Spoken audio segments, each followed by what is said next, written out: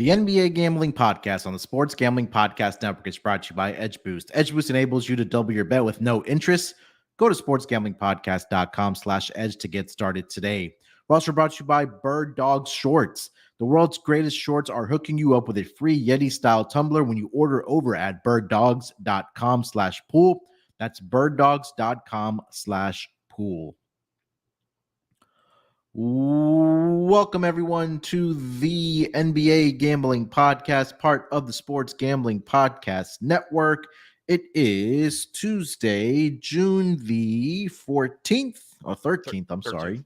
Yeah. Currently 1:39 on the East Coast, here to recap and give our flowers to the Denver Nuggets. We'll recap the NBA Finals. And we'll get into some way too early 2023-2024 NBA title future odds. And joining me here to help me break it all down, as I was going to be our final episode of the 2022-2023 regular season and the playoffs. But hey, we're still going to be here going forward for the offseason and looking forward to next season already. But you guys know him as the voice of the WNBA Gambling Podcast, the Tennis Gambling Podcast, MLB, NBA, and of course NFL as well. As Scott Studio Reichel. Scott, what's going on, my man? Yeah, nothing much. Definitely a fun night for a guy that closed out roughly a 17-1 parlay. You might remember Munaf and I celebrating on the baseball show a week ago or so on Varius with that plus 900 prop. I had that parlayed with Denver minus 2.5 games, so that was definitely a nice way to end the NBA season. It also felt good because I cashed that parlay roughly 30 minutes before my birthday. So it was an early birthday present for me.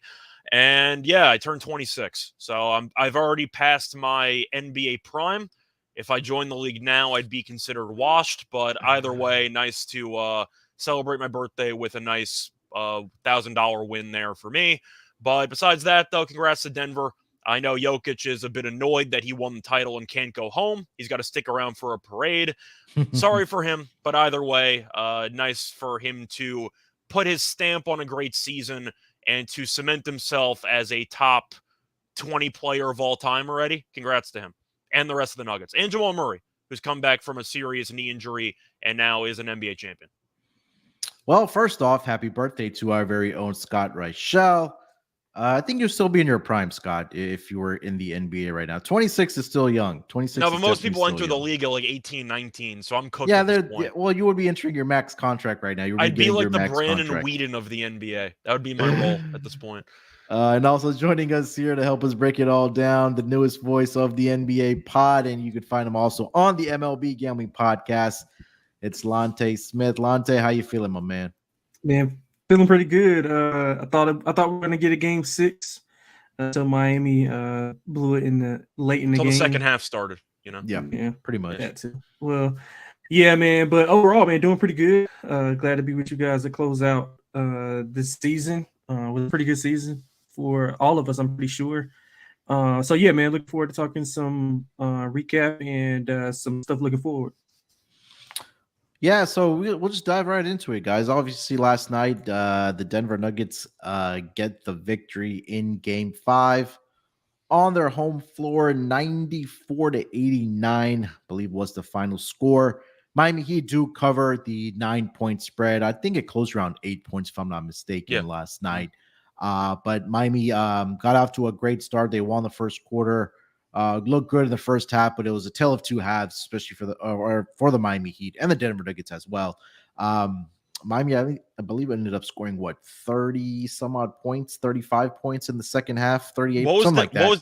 They scored 38. What was Denver, by the way, from 3 at halftime? 1 of 15 or 1 of 16? 1 of 17, something like that. Yeah. 1 of 17. But yeah, it felt like that. Despite Denver coming out and shooting that poorly, that you would have thought that Miami would have been up by double digits at minimum, the way that Denver Nuggets shot in that first half. But give credit to the Denver Nuggets. They came out in that second half and just took care of business. They blocked in defensively, made the clutch shots last night, led by Nikola Jokic, who had a great night last night. Give a lot of credit to guys off the bench as well. Michael Porter Jr. did have another great shooting night, at least from three-point land, but was active, cutting to the basket, finishing around the basket for the Denver Nuggets. And, it really felt like one of those 1990s games, especially if you look at it with the final score and the way the series really kind of played out. But, congrats to Denver, first title in franchise history. Nikola Jokic takes home MVP honors. He said, damn, the regular season MVP. Give me the finals MVP. I know we'll get into all the shenanigans about what kind of went on after the celebration or lack thereof from Nikola Jokic. But from the game perspective, Lonte, let me start with you. I thought fully that when we were playing that first quarter and half that we would see a game 6, especially, or even at the end of 3 quarters. I think they're still up by 2 baskets, but Denver came out and made a run in that 4th quarter. And then that pretty much that was they sealed their fate to be champions, Lonte. But takeaways from the game 5. Yeah, I mean, I thought Van Gundy hit it right on the head. He was like harping on it throughout the broadcast that too much was being put on the Heat's secondary players, and I thought the same thing. I mean, Jimmy was horrible for, I guess, 37 minutes of the game. 37 minutes, probably more, honestly. He only had a couple of threes at the end, so he was underwhelming for 42 minutes, 41 minutes, something like that. Right, and then he got the bogus 3-point call, 3-point foul, which kind of swung the game as far as a point spread perspective. But yeah, I mean, I thought that was on Jimmy. From the tip, he wasn't aggressive. He was going in, looking to pass. Those other guys played well enough for them to be able to win. It's just that he didn't have it, and whether he's injured or not. He said he's not, but we all know he is. But man, I just thought that the Heat fought and they did what I thought they would. They didn't lay down. I was assuming that either they were going to win the game or get blown out. So I guess I was wrong on that part. But I mean, hats off to Denver. I mean, their defense came to play. I think they held the Heat to under 100 points in every game this series. Even a game where they shot like 50% from 3. I think it was game 2 where they scored 111 did Miami. But okay, that, yeah. 4 out of 5. I'm sorry. Yeah. So hats off to Denver's defense and them as a collective unit. They didn't have it at all, and I mean, it was kind of telling whenever around the middle of the 3rd, whenever Heat made that little surge, and it was just like Denver just didn't blink, and that was what I was used to seeing from them, which is why I like them in the series, because they just don't blink during those runs where Boston would fold, try to get it all back. In one possession, Denver was slightly chipping away. I mean, they just didn't play well as a whole. Michael Porter Jr. didn't have the jumper wasn't falling, but he made up for it on the opposite end. I think Murray was really good facilitating. I think the hand was bothering him a little more. I know me when I've talked about that on the Mudship podcast. So, yeah, I mean, all in all, I thought the Heat were just outmanned. I mean, I'd rather have better players than experience. I say that all the time, and I think that's what we saw in this finals: is better players from top to bottom. The coaching matchup wasn't as big as an advantage to Miami as other people thought. Malone did a great job, and I thought he did a great job of explaining some of the X's and O's on NBA TV during the interview that he had about their process, about switching and game plans, and how it dictated what they wanted to do. So yeah, man, hats off to Denver, and hopefully they can get Jokic on the first plane to Serbia as soon as that parade is over.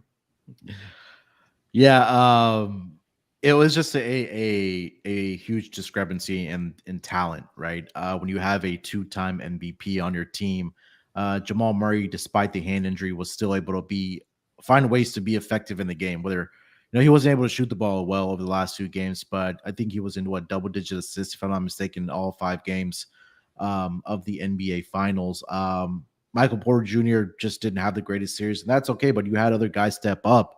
Guys like Aaron Gordon and Bruce Brown coming off the bench. I know Scott's talked about Christian Braun coming off of the bench, and he's been productive as well for this team. And it was just a collective effort. And again, at the end of the day, the better team did win, really actually handily. So, yeah, I kind of had the same sentiments as you did coming out of Game 5 or overall for the series here. But Scott, you called the Denver Nuggets in 5. You also had, I believe, the Finals MVP, but pretty much kind of played out as you kind of imagined it, no? I did. It was a second straight year. I know last year you and I both agreed on the Warriors in 6 with Curry winning MVP, so that worked out. Then I ran it back with the Nuggets in 5, and I had Jokic winning MVP. The only shock to me in the series was Miami winning a road game. That was the only shock. I had Denver winning in 5. I just didn't think that Miami would get swept at home. But either way, the point is I expected Denver to win the series relatively comfortably. I thought that Miami just wasn't that talented. Simply put, they got hot from 3 against Boston. Abnormally hot. Like supernova hot in that series, and that still went 7. But I was just looking at the overall matchup, and I thought Butler was injured. And I feel like that was a confirmation for me last night as just further proof that he was hurt the entire time because Butler no-showed the game basically. He went under his PRA in every game in the series, so if you were blindly fading him there, it was free money the entire time, which was nice. But for the most part, the only shock I really had was just Miami winning a road game, but I thought Spoelstra actually had a very good series. And it's going to sound crazy because they lost in 5, but you're looking at the talent and how these games played out. A lot of these games were close, and Butler was injured. Adebayo had 2 points in the entire second half after having 18 in the first half last night, and I feel like nobody's talking about it because he completely no-showed the second half, and yet the game was still close. Their second-best player last night, or third-best player, was arguably Kyle Lowry, and the game was competitive. Like, I thought Spoelstra did a very good job in the series. The problem was they didn't have enough talent. Miami couldn't shoot for 4 of these 5 games. Yeah, that's true. I thought Kyle Lowry was their best player. I would probably give it to Bam, but that second half. Yeah. Yeah, but still. The point is, you look at Miami's shooting numbers in the series. They shot over 40%, one game from 3 in the series? One time, and they won? What is Spoelstra supposed to do? Nobody can shoot. There were a couple of close games anyway. I know the scoreboard turned out to be a rout in some of these games. Denver won 3 of the games by double digits. But some of those games were in the balance in the fourth quarter, and then Denver went on some runs. I thought Miami was a well-coached team that wasn't very talented. And Denver is a well-coached team. Not as well-coached, but still a well-coached team with talent. They're going to win. And Denver won. But people are going to look at Spoelstra's resume and Butler's resume, and suddenly making the finals as an 8 seed doesn't mean anything because they lost, because that's what social media wants you to think. But I give Spoelstra props for leading this team that far, Butler too. And I thought Spoelstra once again had a good series. His team just wasn't talented enough to match up.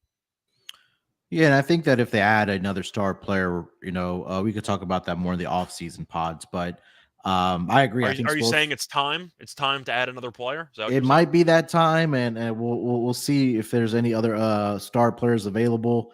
But yeah, I mean, I think guys like a Damian Lillard, or I know there was rumors as of this morning about Miami Heat made a push for Kyrie Irving. I definitely would have helped on the offensive side of the basketball where they did need help, especially if we do believe that Jimmy Butler was hurt. He's not going to come out and say it, but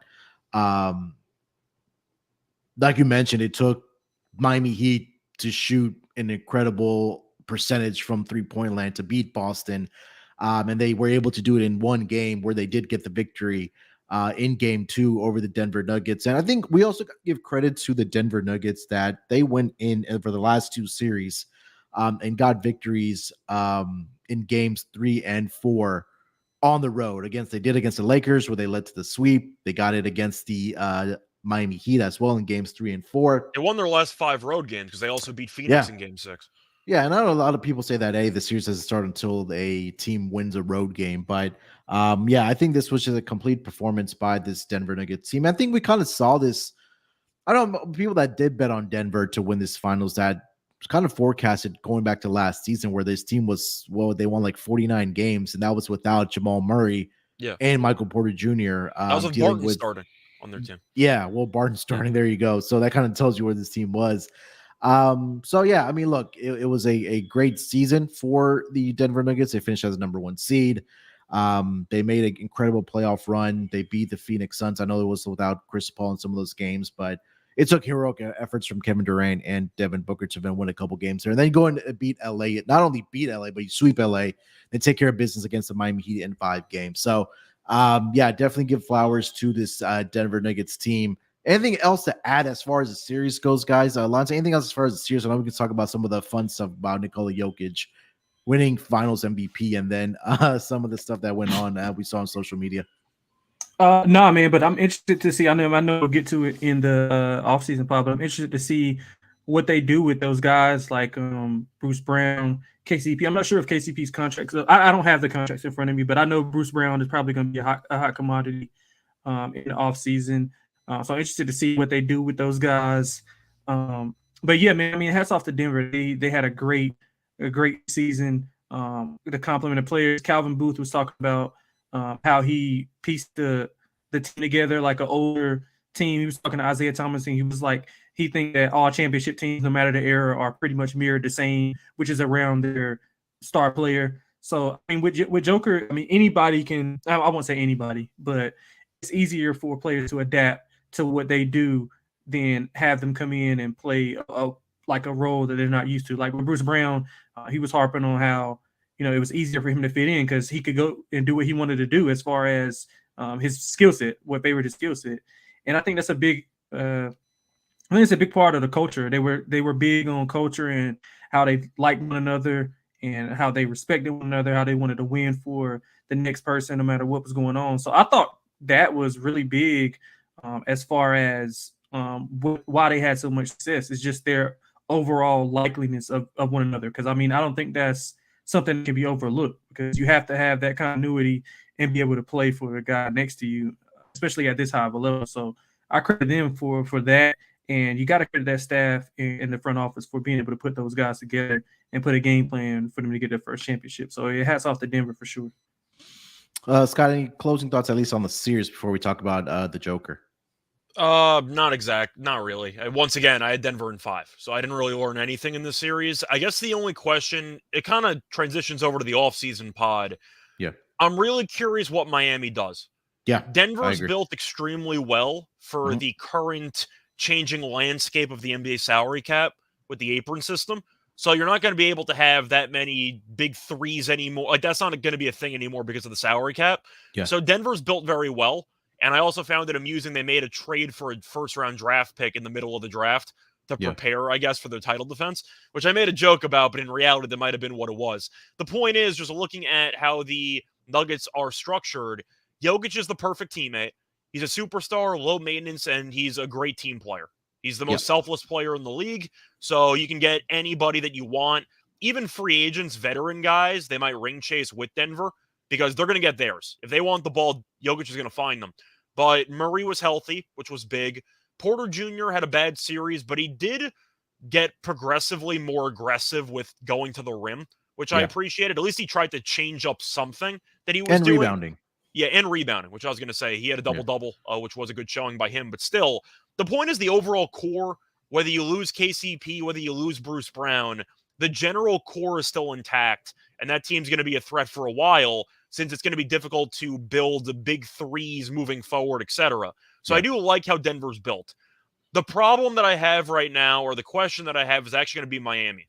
Because it was one of the greatest runs to the NBA Finals I've ever seen. Yeah. Beating Milwaukee, beating Boston, all the drama associated with it. However, Tyler Hero got injured, barely played in the playoffs. Interesting little wrinkle there. Besides that, they got insanely hot from 3, and a lot of undrafted players played well above their career averages. What does Miami do? That's really the main question I have. Denver's set. You know, you can argue about bench play. They're set. Denver's going to be a contender for a while. I don't know what Miami's going to do because I don't think Miami's talented enough. They were an 8 seed in the Eastern Conference. They almost didn't make the bracket because they almost lost to Chicago. Yeah. I don't know what Miami's going to do because, to be honest, if they run this back a year later, they might miss the playoffs. They barely made the playoffs in the first place. Now, you can argue Hero being healthy is a big deal, and I get all that. But he was healthy for the regular season, and the Heat were still the 8th seed. I am really fascinated what Miami's going to do this offseason because you can make an argument because they, of course, deserve to make it, but it was a bit fluky to have an 8th seed make it all the way to the finals. I think they have to revamp some of the roster, but I'm a bit concerned that they might get complacent because they were that close that with Hero, maybe they win the series. Shout out to him, by the way, being a great decoy, not playing at all Hero yesterday. But still, I have to point out that Miami is in a very interesting crossroads, and I do think they should revamp a lot of the roster, but I think they might keep it with the same core. And I think it might blow up in their face, to be honest. Yeah, and again, we'll expand on it more in detail in the off season. I think Miami might be a great point to start just because it's fresh off of the finals, but I think they do have to add another star player. Do I think that Jimmy Butler, if healthy, can carry a team to a championship? I think he can, but again, you still need another complement player. And again, we mentioned Damian Lillard, Bradley Beal if he ever wants to leave Washington. There's going to be numerous teams out there or players out there that number one, Miami is a very attractive destination. There's no question about that. You have Jimmy Butler there. Bam stepped up in a huge way. He was by far the best player for this Miami Heat team in the NBA Finals. Tyler Hero is going to be healthy again. But I think the difference here was, and I think we all agree about this, is that the Denver Nuggets had their best players step up, and the role players were a great complement for them to win this championship, where the Miami Heat had to rely on their role players and then get whatever you could from a injured Jimmy Butler for you to try and win a championship. I think that's kind of where the difference kind of lied here for the Miami Heat. So we'll see. Again, I don't think Pat Riley's afraid to make a move if he needs to. It's not a matter of being afraid. It's a matter of are they disillusioned by this run to think this core is actually good enough? And to be honest, I don't. Yeah, I don't think so either. I think that their ceiling most years is an Eastern Conference Finals appearance, and that's assuming most things go right. The finals part, I thought it was a weak Eastern Conference this year. Mm-hmm. Of course, they beat Milwaukee, so props to them for doing that. I didn't think they would. You can argue Giannis got hurt, but still, Miami won. It is what it is.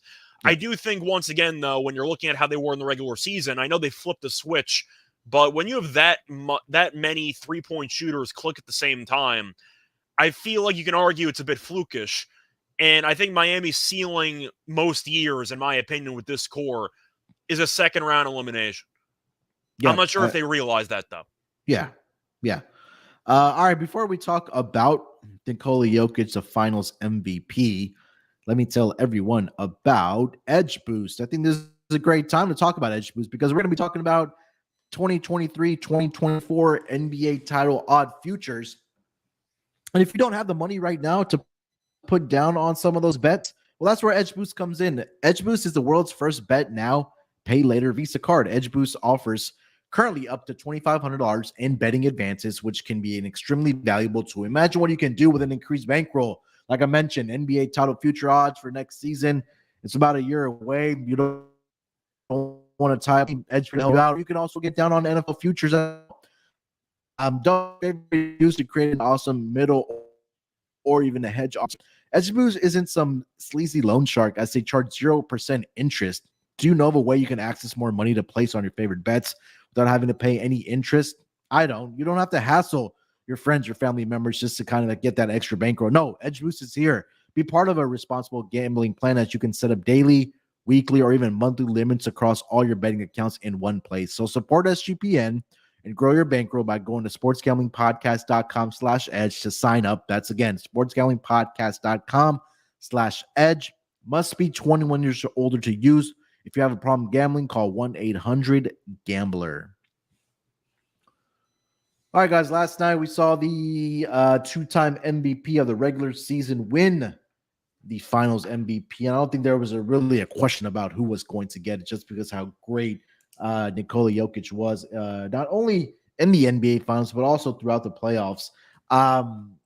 Maybe we could have made a case for Murray if he hadn't injured his hand, but Nikola Jokic was just a walking triple-double, not only in the NBA finals, but like I mentioned, in the NBA playoffs. I guess the conversation can start, or we can start with the finals and all the antics, kind of have some fun here, guys. But I know the Twitter was blowing up about, some of the post-game interviews about Nikola Jokic and things like that, and his immediate response after being interviewed after winning the championship. But I think the first thing that I really noticed after the final buzzer went off was how humble he was going over to the Miami Heat players and the coaching staff and, giving them their props and just being a good sportsman, sportsmanship. You know what I mean?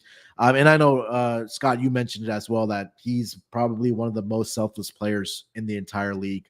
We can talk about, where he stands as far as greatest of all time or where he kind of falls into a bracket here. But Delonte, let me start with you, man. Nikola Jokic last night. We talk about the post game interview, or even the press conference and the celebrations happening in the locker room. There, it took some liquor or some beers to get Nikola Jokic for the personality to come out. We saw the clips of him throwing Jamal Murray into the pool and things like that. But what are your kind of thoughts about Nikola Jokic throughout the series? And then if you want to talk about anything that did happen after the final buzzer went off with the Joker. Yeah, man. I mean, it's just a testament to just how good he is, and those guys all buy in and believe in him. I think he leads by example. But a lot of the reporters and people who covered NBA, they were saying that he is, a fun type of guy. He just doesn't like the spotlight, so to speak. So I thought it was great that he poured the beer on KCP and got him up from the table. I don't know if you guys saw that, where KCP was getting interviewed and he poured the beer. And yeah, man, I just thought it was fun seeing. It's always fun seeing those guys act like kids again, as far as the love for the game and all the hard work they put into it. But specifically Joker, I mean, man, a lot was put on his shoulders. Two-time MVP, arguably could have been his third coming into the season. So imagine if he would have had, the first three-peat since Larry Bird, I think was the last three-peat. Yeah, imagine that on top of a sweep of the Lakers. So he went through Durant, Booker. I mean, whatever you want to think about Anthony Edwards, he did average the most points against this Nuggets team. I think like 31.6. So Edwards, Towns, Gobert fighting with him, one of the, I guess, all-time, I guess you want to put that in quotes, defensive players. Handle both of those guys on the interior. Phoenix with Ayton.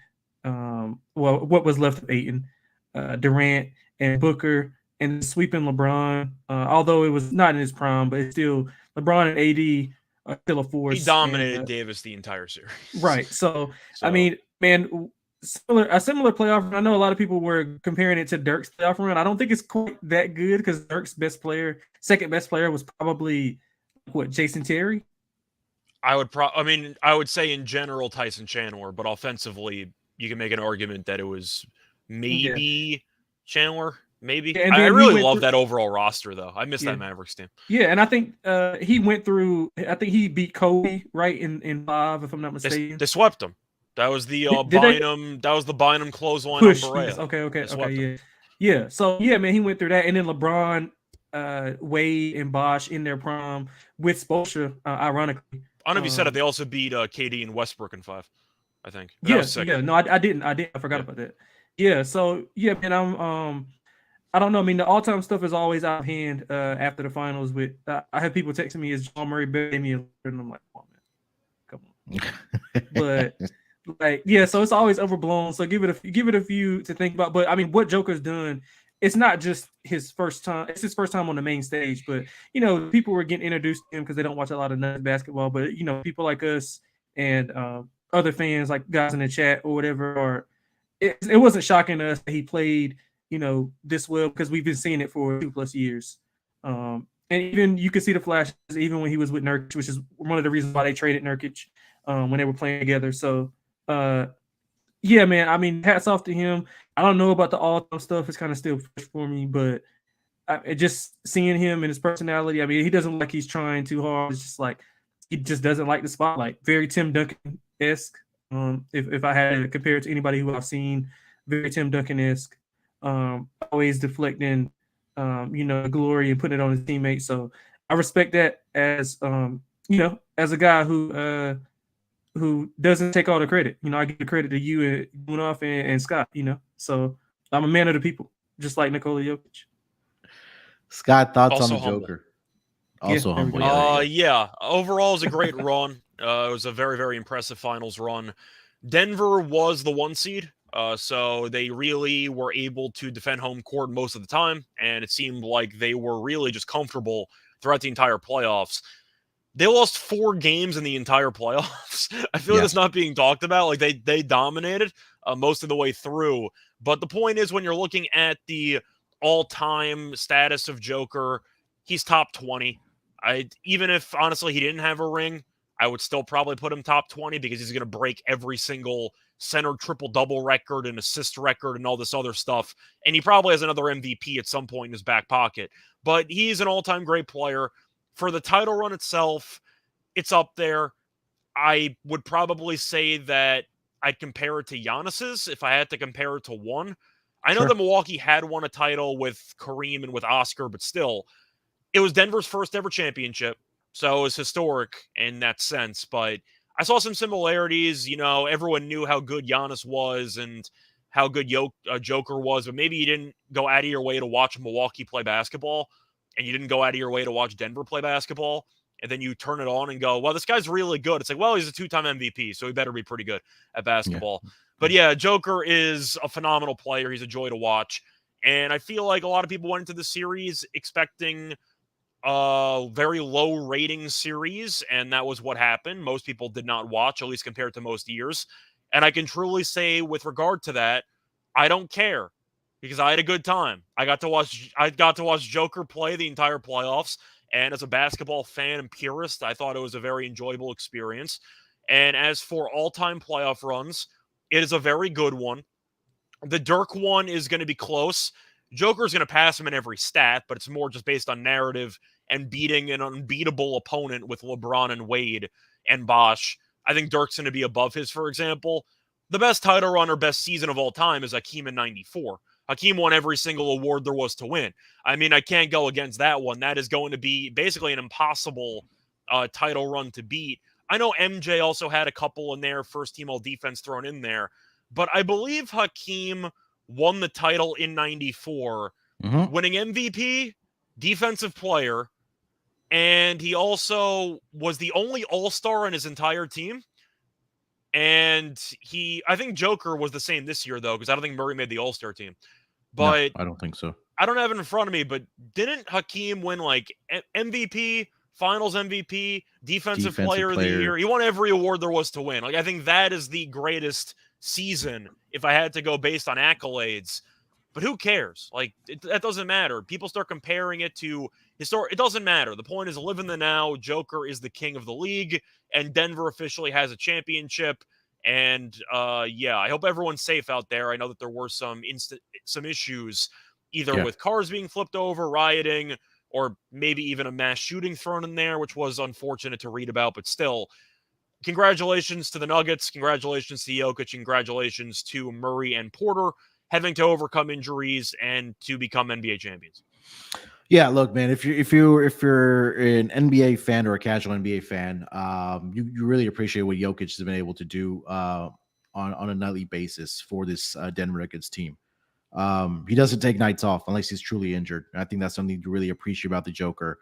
Ryan saying it the best, generational talent for sure, man. And it's gonna be a pleasure to keep watching him play as long as he does. I know he's ready to get back home to Serbia so he can ride some horses around, and it's well deserved for him. But again, congrats. And I think one thing I do want to mention before we move on to the title odds is Jamal Murray as well. For the injury, the way that he was playing in the bubble and the injury that he did suffer for him, you could just tell the emotion that he had after that final buzzer went off, how much that meant to him, and the journey back, coming back from a torn ACL and being able to be a champion in this NBA league, coming out of Kentucky and all that good stuff. So, again, like Scott mentioned, congrats to Denver. First title in franchise history. Congrats to the Joker. They are well set up for the future with not only a great head coach, but great talent on their roster for the foreseeable future for sure. All right, guys, before we get into some our way too early NBA finals or NBA title odds for next season, let me tell everyone about the newest sponsor on the Sports Gambling Podcast Network. That is going to be Bird Dogs. Bird Dogs is a company that has some of the greatest looking shorts for you. I know it's the summertime, so this is a great time to get over to Bird Dogs. Bird Dogs stretch khaki shorts are designed to fit slimmer through the thigh and leg, giving you a truly sculpted look. Bird Dogs shorts do the exact same things as Lululemon's, but fit way better. They fit way better than regular shorts that are made of a stiff, restricted cotton. And Bird Dogs fixed this issue by inventing a cloud knit fabric that helps look great just like khaki, but stretches so you can get a way slimmer fit without having to sacrifice movement. It's that summertime, guys. It's going to be hot, whether you're going to be going to Vegas, whether you're going to be poolside, whether you're going to a part of the country that's going to be super hot, or even the part of the world that's going to be super hot. You need some shorts. Check out Bird Dogs. Bird Dogs uses an anti-stink sweat wicked fabric that keeps you cool and dry all day long. So to take advantage of this, all you got to do is go to birddogs.com/pool and make sure you use promo code POOL for a free Yeti style tumbler with your order. Whether you're poolside, whether, like I said, you're going to be traveling, hiking, all that fun stuff, make sure to check out Bird Dogs. Again, go to birddogs.com/pool for a free Yeti style tumbler. You won't want to take your Bird Dogs off. We promise you that. All right, guys, we're probably the only first podcast out there that's probably going to get into some way too early NBA future odds right now. As I pull this here, we'll give you one team each, kind of briefly decide and what their total odds are going to be and what their chances are to win the title next year. So currently looking at the updated future odds for next year. As I pull this up here. So the Denver Nuggets are the odds-on favorite at plus 475 to repeat as the champions, followed by the Boston Celtics at plus 550, the Milwaukee Bucks plus 650, Phoenix Suns are at plus 850, Warriors and the Lakers are at 12-1, and then to round it out, the Sixers are 13-1, Dallas 16-1, and the Clippers 17-1. Miami Heat, just for reference, are 20-1 to win the title next season. Scott, why don't you lead us off, man? Who, if I gave you a $300 bet right now and I said, hey, this only applies to you putting it down on an NBA futures championship odds for next season, who is that team for you? So even though I do love this Denver roster, it's very, very difficult to repeat. So I think I'm not going to pick Denver. It's really difficult to look at the, I'd say, Western Conference and how we saw the playoffs go, and for me to immediately lay or take a small number with a Western Conference team, because once again, you're looking at just how difficult that conference actually is. The East was up for grabs, so much so the 8 seed won the actual conference. So Denver, even though I like, I'm going to pass on. I kind of wanted bigger odds. I'm not surprised. Phoenix, I was tempted by a plus 850, but they have so many roster concerns with regard to Chris Paul's future. Maybe they bring him back, maybe they don't. They got to trade Ayton.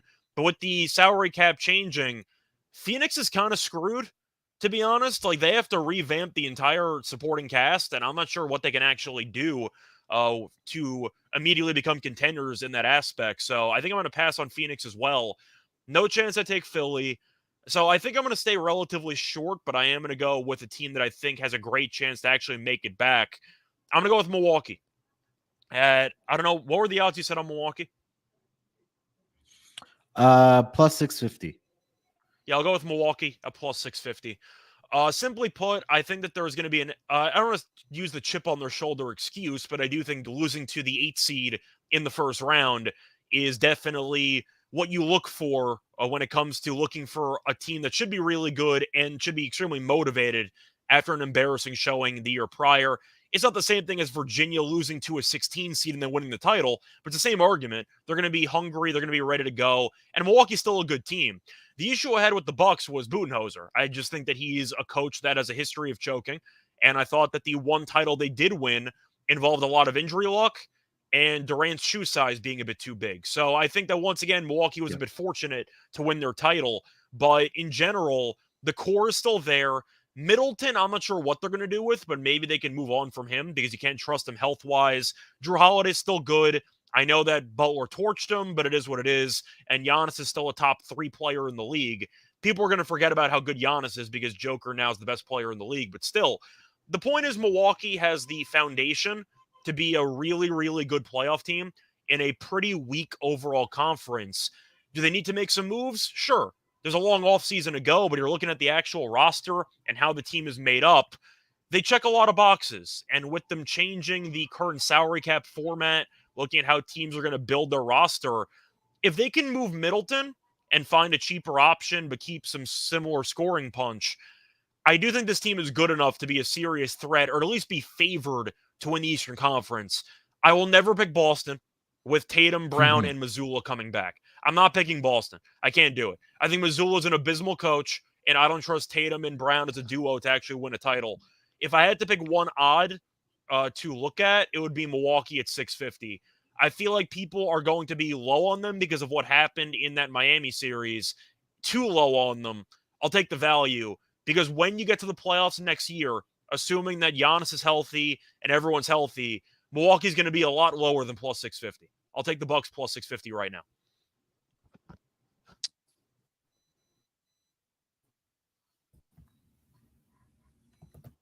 Do you have any thoughts, Munaf? Well, I guess we'll kind of go through. Oh, we can go through thoughts here. Lonte, why don't you just off Bucks plus 650 here from Scott? Say that again, Munaf. You were breaking up on my end. I didn't hear you say it again. Oh, my bad. I just wanted you have thoughts on the Bucks? Where's Scott's pick here? Yeah, I don't disagree with it. I mean, Giannis is still one of the top 3 players in the NBA, and that roster has a little bit of construction to do. I Not would as like much to as see other them. teams, though. Yeah, I mean, because some of the stuff that Bud was running was more so like I wouldn't say it was negative EV, but some of the stuff as far as just giving Giannis the ball at the top and letting him try to run a halfback dive. Yeah. That wasn't really a recipe for success. So, I mean, they have a new coaching staff in there, so I'm interested to see how they implement some of the things. I would like to see them get some more shooters around him. Hopefully, they don't have to lose Bobby Portis. I know he's going to be a big free agent acquisition for a lot of teams. Holiday was hinting at retirement after Jimmy Butler torched him, so I'm not sure how he's going to be coming into the next season if he actually makes it. So I want to see some shooters around him, maybe get some guys. A good guy for them, if they could afford it, would be Austin Reeves. Like, he would be a great addition for that team. He's able to run the pick and roll effectively. And then they got to figure out what to do with Lopez. I mean, I know it's a lot of what ifs, but at the end of the day, you got Giannis at plus 650. I don't agree with it. I'm just interested to see what they do with the roster and how the coaching staff implement some new offense to better help him, get more easy looks, because he was getting a lot of hard looks, having to work, dribble, run off screens dribble off screens and all that stuff. So, man, the easier you can make Giannis's life, the better. So hopefully that coaching staff has taken some notes and they'll be able to implement some stuff to help him easy. But don't disagree with it at all. I mean, the general theme, though, for the NBA, you can go back as long as you want. You can argue Dirk was not a top 5 player in the league when he won, but you basically need a top 5 player in the league every year to win a championship. It's a requirement. You can just go down the line. Even Toronto, Kawhi was definitely a top 5 player in the league, top 3 player when they won. That's a fair Dirk, point. you can make an argument, was top 5. I'm not sure if he was, but you can make an argument. You're going a long way. And you need an elite superstar, top 3, top 5 guy. That's why I mentioned Milwaukee at 650, because at least they checked that box. Yeah, I don't disagree with that. It's just a lot of question marks around it. I mean, we don't know. New coach. I mean, I know he's well revered in the NBA world, but you never know how these new coaches are going to be, man. They're not used to all that pressure, and it's going to be instant pressure for Milwaukee to win. So that's just added pressure to him. Yeah. Now, unlike Mazzulla, he'll have the offseason with these guys and knowing what he's going into. But still, man, I'm just leery of first-year coaches and how they adapt to some of the things. Although he's been around for a while, and those guys seem to like him, and I know Giannis signed off on the higher end and everything like that. But still, I mean, you got to go out and execute. And the Middleton thing is, I think that's a big. I would get rid of Middleton, that they have to keep. personally. Really? I don't know if it's a hot take or not. I would. I have no faith in his overall. I don't think it's a hot take. Well, I'll talk about Middleton and the team. I like him when he's healthy. He just has too many durability concerns. I just don't think he's worth the amount of money. Yeah, that's fair. Especially with the salary cap now. There's no way in hell he's worth that amount of money. Yeah, I think that for me, I can't argue against getting Giannis at plus 650, but again, the roster construction around it is going to be the concern, right? You guys mentioned the key names that were key to their championship run with Chris Middleton. I think the 2 safe guys on this roster is probably Giannis and Drew Holiday. There's rumors about Chris Middleton, potentially being moved or leaving or whatever the case is with his contract situation. Bobby Portis, same thing, and Brook Lopez as well. So that's pretty much your starters right there. But and also a first-year coach like Delonte mentioned as well. So I think definitely if they want to keep Giannis in Milwaukee for his entire career, they're gonna have to put a roster together that's going to be able to compete for a championship every single year. They had that. But again, like Scott mentioned, it was just Coach Bud that wasn't able to get them over the top. And they did, with the one title win that they did have, yeah, it was a lot of injury luck in the Kevin Durant toe with his foot being on the toe. away from being eliminated. I mean, yeah. So, I mean, we in the entire NBA and getting him at anything above 5-1, you have to take the bullet. Lonte, over to your team, man. What are you putting your money down on right now? Yeah, so I had a hard time picking between the two, but I have literally already made bets on both of these teams. So I'm the first team I'm gonna go with that I won't have to do an explanation for because I know we only did one team. But I put money on the Pelicans, and my favorite bet is on the Dallas Mavericks. So I know the dynamic between Kyrie and the organization is, I guess he's gonna stay. So I give them props for having him at least hint at buying in. We all know his word doesn't mean too much because he stood in front of Boston fans and said he wanted to come back, and we saw how that ended up. But as long as Kyrie is there and they have Luka, I think they have that 10th pick. I think it's a 10th pick they have. They could get a big, trade out Christian Wood, get some defense in. I really want them to go after Middleton. I know I was hinting about that. So if they can get Middleton in there and have somewhat of I guess it's a small three and not a big three, but two guards and a forward with Luka, Kyrie, and Middleton, and they can get some pieces around him, some shooters. I still like Bullock. I guess, I mean, he didn't have the best season in, but I think those pieces around them with those two guys, man, I think the sky's the limit. I think they'll be well orchestrated going into the season. It won't be I guess, a tougher fit as it was in the middle of the season. So just putting that trust in Luka and Kyrie to get it done. I mean, they're going to have two of the best, three players on the floor at just about, I guess, like 75, 80% of the games that they play. Now, Kidd is another thing. I know, Scott, you probably want to touch on Jason Kidd, but yeah, I mean, he is. I feel like my opinions on him are kind of universal at this point. Yeah, so I mean, I feel like he can get.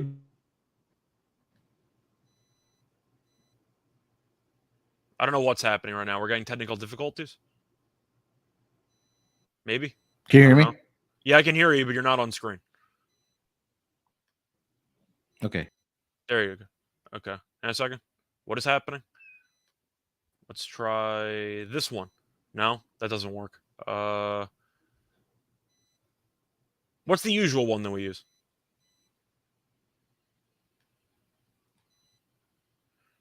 Yeah, for me personally. Can you hear me now? Yeah, I can hear you. Yeah. Okay. Yeah, as I understand your argument. I think both of you lagged out. I can't pick Dallas.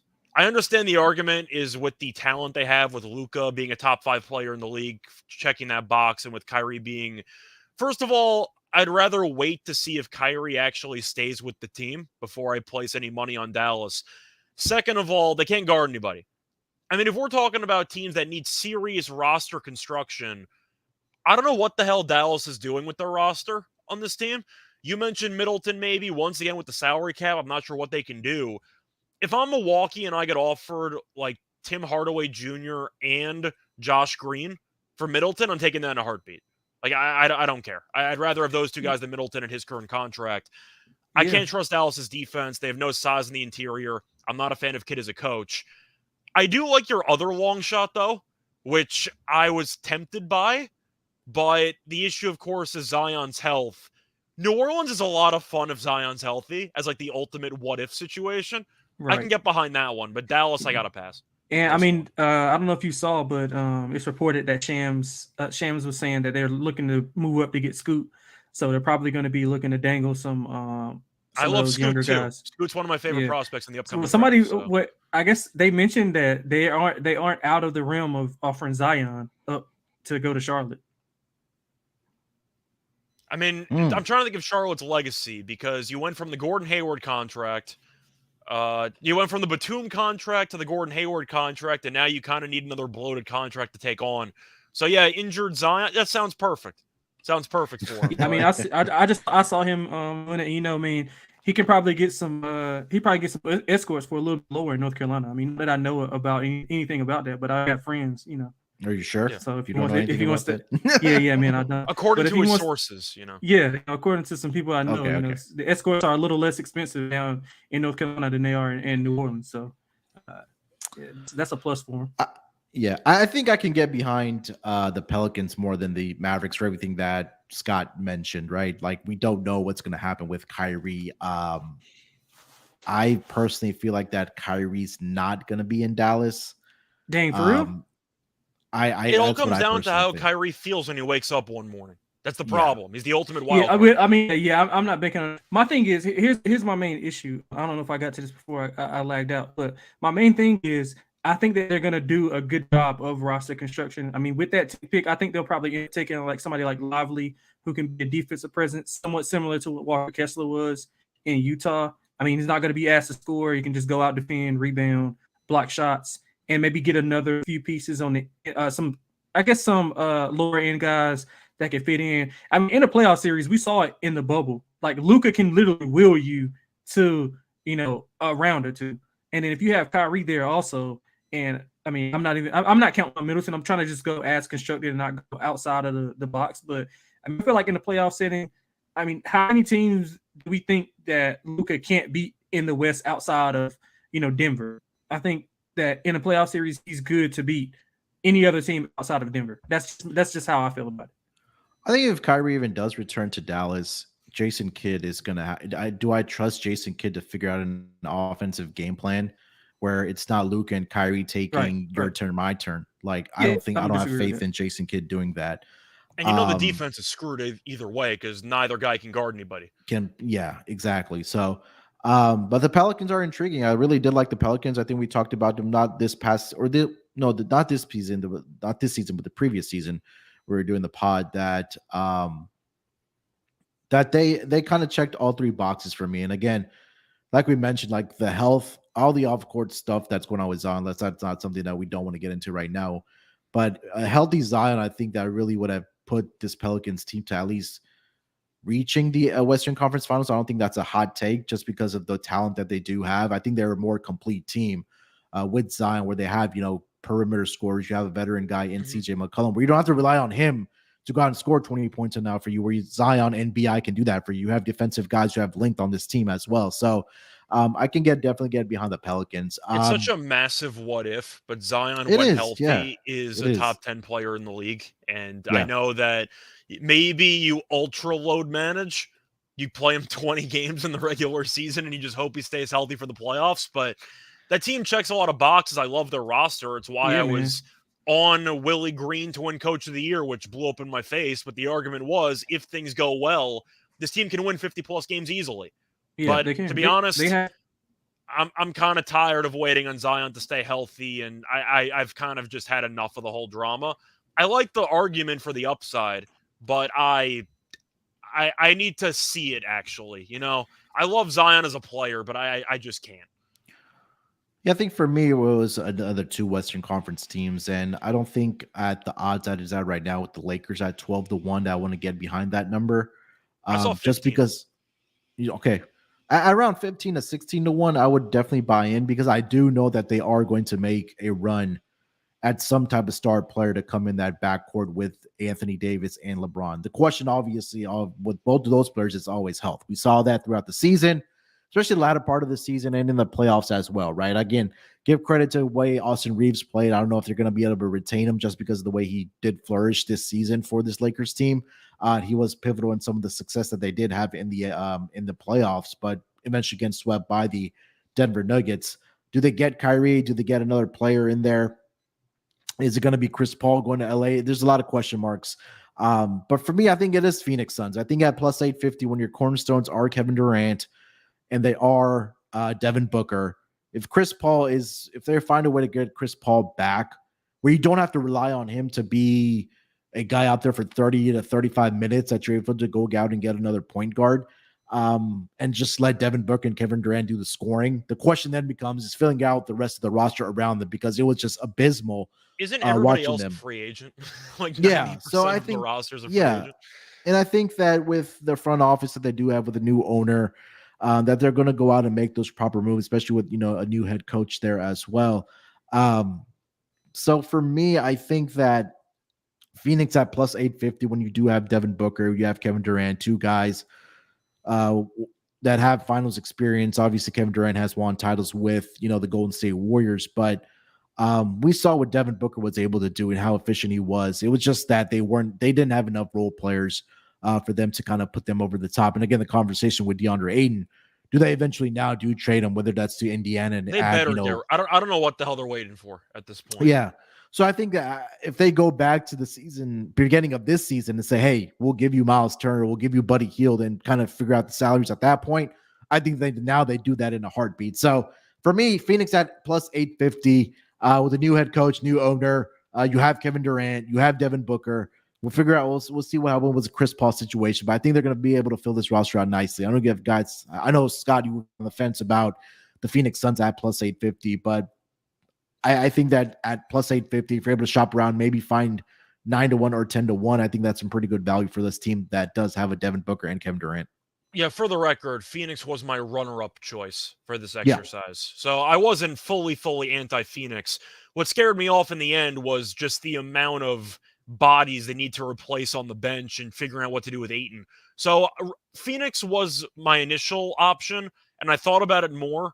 And I still have too many questions about Durant's health, which has been an issue for the last couple of years. But for this exercise, Phoenix was my runner-up choice. I decided to go with Milwaukee. I really want that Eastern Conference angle because that's a really underwhelming conference from top to bottom. Yeah, and I think there's going to be more question marks about the East right now than there are about the West, right? Yeah, that's why I pivoted as a tiebreaker to Milwaukee. Yeah, 100%. That's true. Lonte, thoughts on the Phoenix Suns? Yeah, man. I'm a Kevin Durant guy, so I'll always be rooting to get that title. I think it will be better equipped coming in, just from the standpoint that they get a full offseason to work together. Not a big fan of Vogel. I guess he's saying that he can fix Ayton. Why don't you like Vogel, by the way? What did he ever do to you? I don't like his playing style. He plays like he wants to play the two bigs. Like I mean, he was in LA. I hated that he was in Dwight Howard and Anthony Davis together. Like the paint is crowded. We didn't have any shooters at the time. I mean, outside of KCP and I mean Caruso with it every now and then. But just like, to be sure, that was the team. That was the year the team won the championship, right? Right. Okay. Just making sure. I think Delonte lagged out again, but I like Vogel. I don't know why people suddenly think he's a bad coach. He inherited Westbrook with the Lakers. I think we know how that worked out. Like, what the hell was Vogel supposed to do? The team was screwed. The front office screwed him over, and he was the scapegoat. I think Vogel's a good coach. Yeah, I was on the fence about Vogel as well, but I think that he's definitely an above average coach in the NBA. And I think that with you having already Devin Booker and Kevin Durant, you have an above average head coach.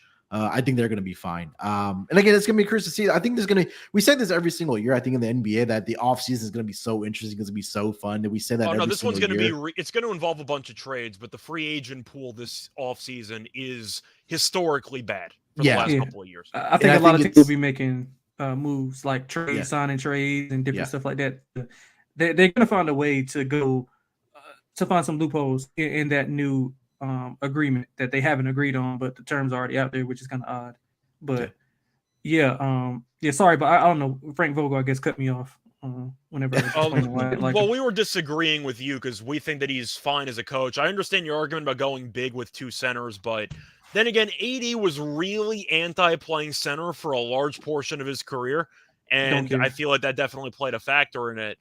But I feel like, once again, Vogel was the scapegoat for the front office acquiring Westbrook, and that was never going to work. And then for it. Yeah, I agree with that. I'm not disagreeing with that. I just some of the things that he likes to do offensively, I'm just not a fan of. Well, offensively, when you think about it, it's going to be Booker and Durant doing their own thing anyway. So you got Vogel in for defensive purposes. Yeah, I'm not a fan of him. I had a big bet on the Pacers to beat the Cavs next series. Maybe I'm just bitter because. So that's why you're biased. Okay, because they lost in 7. Okay, yeah, fair enough. And Hibbert shit the bed, and he kept rolling him out there. Wow. Okay. So it all comes back to a gambling bias from like 7 years ago. Yeah, but I have data to back up my bias because we saw what he did with the two. I mean, the two big thing it doesn't work. It worked because you were in a bubble, shortened season. Not a lot of prep time. I mean, I could go on and on. I mean, I'm not taking away from what he did, obviously, because I mean he won a chip, but just some of the things that he does long term, I don't think it'll work out. But again, this is probably his most talented two players that he's coached. I would say LeBron and AD though in their prime, that's pretty tough to Well, top. I think That's LeBron up was there. like, I think LeBron's on the outside of his prime. Okay, Maybe. he was still really, really good. Yeah, But yeah, that was the best year absolutely. Davis has arguably ever had. So yeah, I guess so. But I guess this will be his second best group, and this is a different dynamic. It's two guards. Well, Kevin Durant, a 7-foot guard, but I think it's a different dynamic that he'll have to work around. And I mean, you guys mentioned it. I don't know what the hell they're going to do with his roster. They only have like 3 or 4 guys under contract. So I mean, I don't know what they do. I think that you know for sure that you have Kevin Durant and then you have Devin Booker. Like that's you a just start build around for that. you. Yeah. I mean, that's a good place to start. A minimum that play with them. You trade Ayton for 2-3 guys, even if they are complementary pieces. You can find ways to fill out the roster, but there's a lot of question marks on this depth. Got to get a point guard. I like Munaf, you said the trade with Indiana. I like that. But if they can throw in like a point guard, like if they can get throw in Halliburton. You almost no. TJ McConnell season.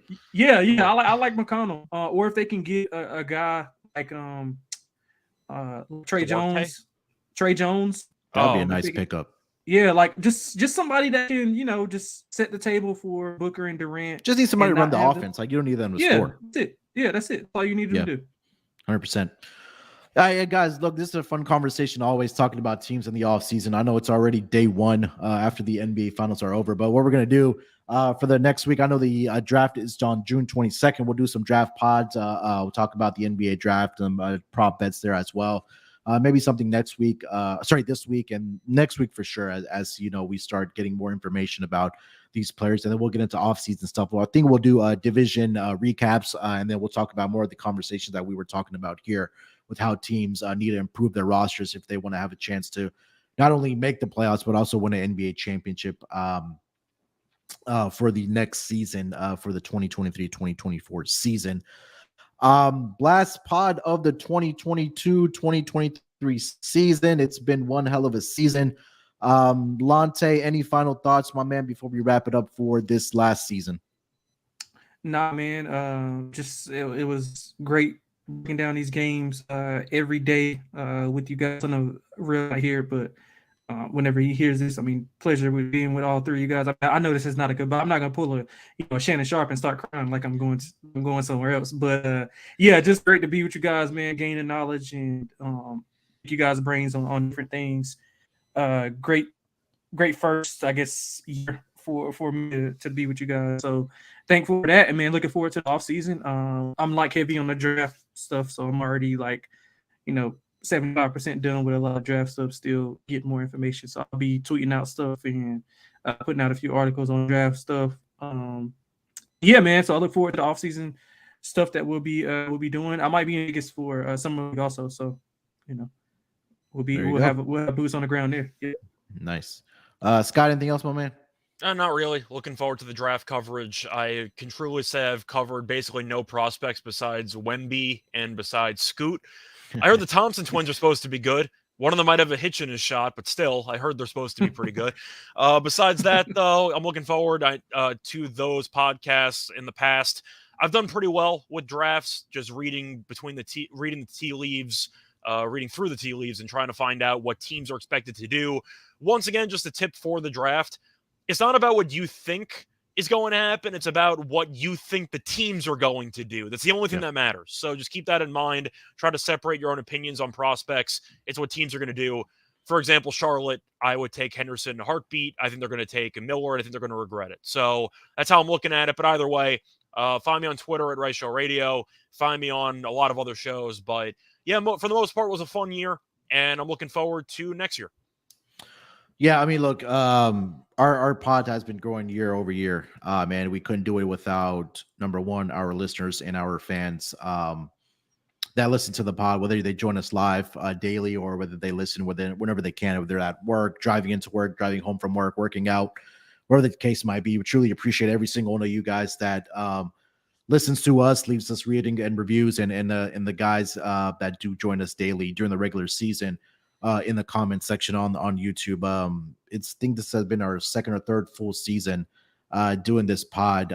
Ever since McKee and Zach were doing this when they did start as the NBA Odds Pod, and no, we've come a long way. We're only going to continue to be better. Again, I say this to anybody that I think we're the best NBA pod out there. I know Scott has been along with the ride. Terrell has been here as well. We brought on Lonte this year as well, and we're going to have the same crew going forward next year. So a lot of people don't know what goes on beyond the scenes about planning and scheduling and things like that. And I think a lot of people don't know that Scott produces the show as well. So he gets out as soon as we get done, so we're able to listen into it to as well. So appreciate Scott, Lonte. I know Terrell's not here, but again, this pod wouldn't be able to be as good as it is without everybody that contributes to it. So it's been one hell of a season. Like we mentioned, hopefully we put money in people's pockets for these 2022-2023 NBA regular season, also the playoffs as well. We're not going anywhere. Unfortunately, we won't be going daily. We will be here maybe at least at minimum twice a week. We're talking about, like I said, draft stuff coming up, summer league, off-season pods as well. So definitely stay with us. We'll be here at least twice a week at minimum going forward. Once again, Scott, happy birthday, my man. I know you're going to be out in Vegas over the weekend. Enjoy your time out there. Lonte, you're going to be out there as well for summer league. So again, enjoy your time off. And we'll be here, like I mentioned. And the shout out to Terrell as well, man, the superstar of the show, the villain. He's been busy. I think he's been in Cleveland for the Fantasy Expo out there. So he'll be here as well. So again, if you haven't already, leave us a rating and review. That's all we ask. And again, like I mentioned, follow us on Twitter at Reichel Radio. Follow Lonte at XXLonteXX. Follow me on Twitter at SportsNerd824. Follow Terrell at @reallyworld__. More importantly, follow the NBA Gambling Podcast Twitter account at SGPNNBA. With that being said, again, thank you guys so much. We'll be here throughout the offseason. Till then, good luck with your bets. Let's break these books off and let it ride.